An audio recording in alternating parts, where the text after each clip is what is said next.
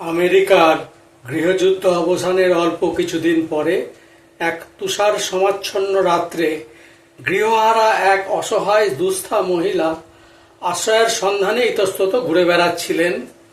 ঘুরতে ঘুরতে শেষ পর্যন্ত ম্যাসাচুসেটসের অ্যামসবেরির নাগরিক একজন অবসরপ্রাপ্ত নৌবিভাগের ক্যাপ্টেন মিস্টার ওয়েবস্টারের বাড়ির দরজায় এসে কড়া নাড়লেন।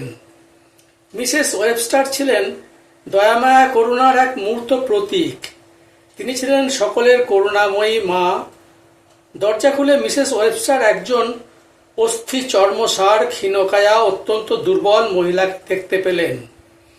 পরিচয় নিতেই জানা গেল তিনি মিসেস গ্লোভার। তিনি এমন একটা জটিল সমস্যার শিকার হয়েছেন যা তার দিবারাত্রির নিদ্রা কেড়ে নিয়েছে, এবং তিনি সঠিক সুস্থ এবং একাগ্রচিত্তে চিন্তার সাহায্যে সেই সমস্যা থেকে মুক্ত হওয়ার জন্য একটি নিরাপদ নিভৃত আশ্রয়ের সন্ধানে ঘুরে বেড়াচ্ছেন। তাকে দেখে এবং তার সমস্ত কথা শুনে মিসেস ওয়েবস্টারের হৃদয় মমতায় পূর্ণ হয়ে উঠল। তিনি তাকে তার বাড়িতে থাকার প্রস্তাব দিলেন। এও জানালেন যে যেহেতু এই বাড়িতে তিনি একাই বাস করেন, তার সঙ্গ তাকে আনন্দ দেবে।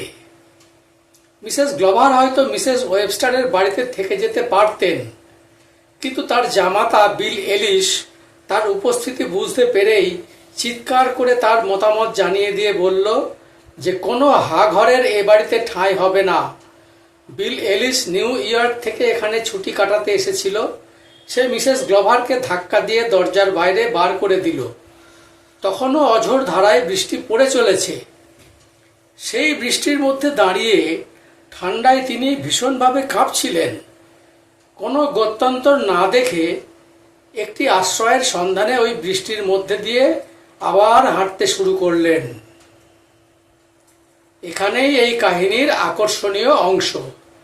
এই ভাগ্যহীনা গৃহহারা বিতাড়িতা মহিলা পরবর্তীকালে খ্রিশ্চিয়ান সায়েন্সের প্রতিষ্ঠাত্রী মেরি বেকার এডি নামে পরিচিতি লাভ করেছিলেন। লক্ষ লক্ষ মানুষ তার প্রদর্শিত পথের অনুগামী হয়েছিল। তিনি মানুষের চিন্তাক্ষেত্রে পরিবর্তন ঘটিয়ে এবং তার মনে নূতন চিন্তার সঞ্চারের মাধ্যমে ভয় দুশ্চিন্তা থেকে দূরে সরিয়ে রাখার এবং নানা রকম ব্যাধি নিরাময়ের নূতন নূতন পন্থার উদ্ভাবন করেছিলেন। আগের জীবনে রোগ, দুঃখ, হতাশা, বঞ্চনা ছাড়া আর সবকিছুই তার জ্ঞান ও অভিজ্ঞতার বাইরে ছিল। প্রথম বিয়ের অল্প কিছুদিন পরেই তার স্বামী মারা গেলেন, আর দ্বিতীয় স্বামী ছিল দুশ্চরিত্র লম্পট। কিছুদিনের মধ্যেই তাকে পরিত্যাগ করে একজন বিবাহিতা মহিলাকে নিয়ে পালিয়ে গেল। তার একটা পুত্র সন্তান ছিল। দারিদ্র্য, রোগ, তীব্র অভাব অনটনের শিকার হয়ে বাচ্চাটার মাত্র 4 বছর বয়সে তাকে ত্যাগ করতে বাধ্য হয়েছিলেন। সেই শিশুটির সঙ্গে সমস্ত সম্পর্ক বিচ্ছিন্ন হয়ে গেল এবং সুদীর্ঘ 31 বছর তার ঠিকানা সম্পূর্ণ অজ্ঞাত রয়ে গেল। ম্যাসাচুসেটসের লিনে থাকাকালীন তার জীবনের গতিপথ নাটকীয়ভাবে আমূল পরিবর্তিত হয়ে গেল। একদিন প্রচণ্ড ঠান্ডার মধ্যে দিয়ে পথ চলার সময় তিনি হঠাৎ পা পিছলে বরফে ঢাকা রাস্তার উপর পড়ে গিয়ে জ্ঞান হারালেন। তার মেরুদণ্ডে এত সাংঘাতিক চোট লেগেছিল যে তার সারা শরীর আক্ষেপ বা খিঁচুনি শুরু হয়ে গেল। ডাক্তাররা তার জীবনের আশা ছেড়েই দিয়েছিলেন। তারা জানালেন অলৌকিকভাবে বেঁচে গেলেও সারা জীবনের মতো তার হাঁটা চলার ক্ষমতা নষ্ট হয়ে যাবে। আসন্ন মৃত্যুশয্যায় শুয়ে এডি একদিন বাইবেলটা পড়ে দেখার চেষ্টা করছিলেন। হঠাৎ সাধু ম্যাথুয়ের একটি উপদেশের উপর তার দৃষ্টি আকৃষ্ট হলো।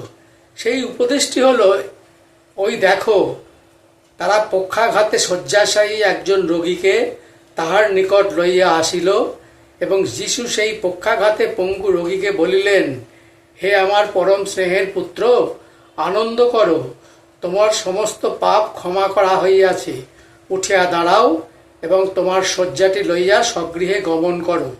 কি আশ্চর্য! পক্ষাঘাতের রোগীটি সঙ্গে সঙ্গে উঠে দাঁড়ালো এবং তার নিজের বাড়ির দিকে হাঁটতে শুরু করলো। কয়েকটি শব্দ সম্বলিত যিশুর দিব্য বাণীটি পড়ে তার মধ্যে এমন এক অভূতপূর্ব দুর্বার শক্তি, বিশ্বাস এবং আরোগ্যের শক্তি তরঙ্গ সৃষ্টি হলো, যিনি সেই মুহূর্তেই তার মৃত্যুশয্যা থেকে উঠে হাঁটতে শুরু করলেন। মেরি বেকার এডি যে অভূতপূর্ব অভিজ্ঞতা লাভ করলেন, কিভাবে নিজের এবং অন্যের দুশ্চিন্তা ও ভীতি দূর করে সুস্থ সবল ও সুন্দর জীবনে ফিরে আসা যায়, তাই তাকে আবিষ্কারের পথের সন্ধান দিয়েছিল। তিনি এই বিজ্ঞান ভিত্তিক নিশ্চয়তা লাভ করলেন যে মনই সমস্ত কার্যকারণ সম্পর্কের উৎসস্থল। এই পন্থা অনুসরণ করেই মেরি বেকার এটি খ্রিস্টীয় বিজ্ঞান নামে এক অভিনব ধর্মের সংস্থাপিকা এবং উচ্চ শ্রেণীর সাধিকা হিসাবে প্রসিদ্ধি লাভ করেছিলেন। এই ধর্মের প্রভাব সারা বিশ্বে ছড়িয়ে পড়েছিল। তাহলে বুঝতে পারলেন যে সমগ্র ব্যাপারটাই মনের উপর নির্ভরশীল। আমরা যাই করি না কেন, যাই ভাবি না কেন, এই মনই আমাদের নিয়ন্ত্রণ করে, শরীর কিন্তু নয়। শরীরকে আপনি মন দিয়ে সুস্থ করে তুলতে পারেন। যদি কথাগুলি ভালো লাগে তাহলে সঙ্গে থাকবেন। আমি এখানেই শেষ করছি। অনেক অনেক ধন্যবাদ।